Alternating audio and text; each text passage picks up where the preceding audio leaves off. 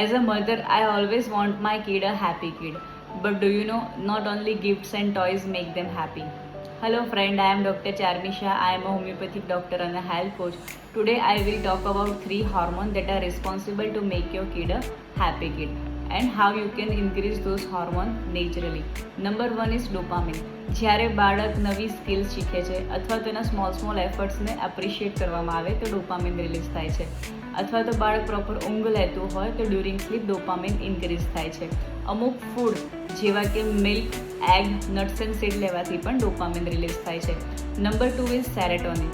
જ્યારે બાળક સનલાઇટ લેતું હશે અથવા તો નેચર સાથે અલાઇન રહે, ફિઝિકલી વધારે એક્ટિવ હોય તો સેરેટોનિન રિલીઝ થાય છે. બાળક સાથે પોઝિટિવ એટીટ્યૂડ રાખવાથી પણ એનામાં સેરેટોનિન વધે છે. અમુક ફૂડ જેવા કે મિલ્ક, કર્ડ, બનાના, કઠોળ લેવાથી સેરેટોનિન વધે છે. And last is oxytocin. જ્યારે બાળકને હગ અને કડલ કરવામાં આવે અથવા તેની સાથે ક્વોલિટી ટાઈમ સ્પેન્ડ કરવામાં આવે, એની સાથે રમવામાં આવે, સ્ટોરી વાંચવામાં આવે તો ઓક્સિટોસિન વધે છે.